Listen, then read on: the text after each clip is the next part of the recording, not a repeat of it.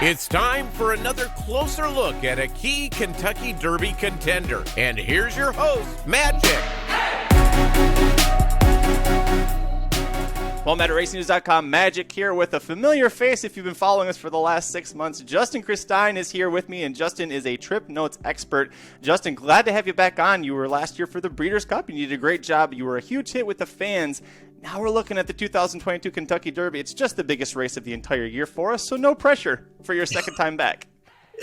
Yeah, thanks, Curtis. We'll see. I think I have a sneaky trip that might help people build out their exotics and land a price in there somewhere. And you know, in the Kentucky Derby, all it takes is one, man, and you got yourself a really sweet payday. So hopefully we can unveil something here. Yeah, I always think of the Kentucky Derby when it comes to the payouts for the exacta, trifecta, superfecta. It can be really big because, like you're saying, Justin, you get that one horse that's in there. And I think back to the 2018 Kentucky Derby, you had Justify, Good Magic, and Audible in the top three positions. And you think, okay, well, that's pretty sensible. Instilled Regard was over 80-1, and he got fourth. That superfecta was very nice if you got it. So again, you just need one. Justin, tell us about Smile Happy and the trip that makes you think that he might be the one. So I remember Kenny McPeak before the race I think he was talking a little smack and saying that, you know, they were going to win this race. I don't know if he was fully cranked for that race. The video tells me that he was not. You know, I think he can move up off of that race. So anyway, he broke alertly. He was closer to the pace than he had been in the past, which right away signals to me maybe he's a little sharper, that he was a little closer to the pace. He was in a stalking position in the first turn. You can count it. He went 3, 4, 5 wide around the first turn. He was 5 wide around the entire first turn, Curtis. That right there is a recipe for a no-chance trip. He put the jock into the race, into fourth and then third, stalking in a spot where he's never been in before. And I think also sometimes when horses put themselves in new positions, it can cue sharpness, but also it's an adjustment period for them to be in a new spot in the race. And then he was also 3, 4 wide around the second turn, made that move, struck the front, and listen, he finished pretty well. It might not look like it to the eye because Zandon finished like a freight train down the lane, but he finished pretty well. He flopped back to his left lead, which indicated to me that he just got a little tired late. His gallop out wasn't great, which also signals to me that he may have needed this race.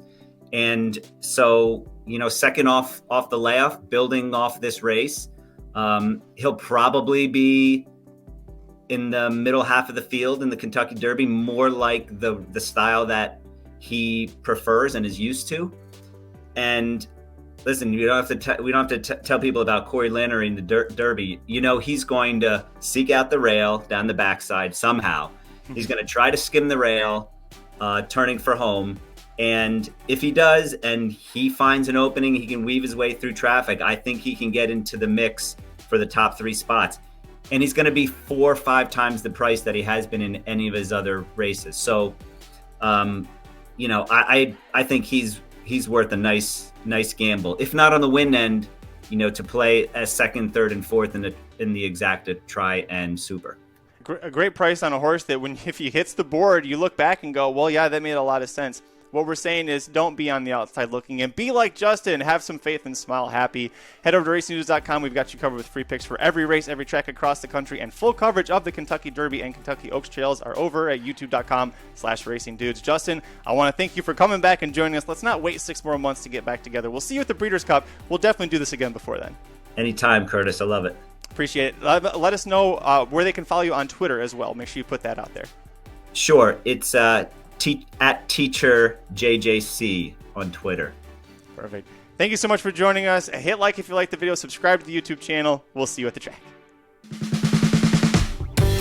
Get the Racing Dudes inside track to the 2022 Kentucky Derby Wagering Guide, featuring in-depth analysis of all 8 stakes races on the Saturday card and capsules for each of the 20 horses running in the Kentucky Derby. But that's not all. This guide includes bonus analysis for Friday's Kentucky Oaks, along with top 4 consensus picks for all stakes on Friday and Saturday from the expert handicappers at racingdudes.com. The inside track to the 2022 Kentucky Derby also features exclusive bankroll wagering article available only in this guide. Play the exact same tickets as Aaron and Jared live at the track. Last year's live Derby bankroll article returned a solid 47.4% ROI. Don't miss out on your chance to win big with the Racing Dudes. All wagering guides are included with monthly subscription to expert premium picks. Learn more at racingdudes.com. And remember,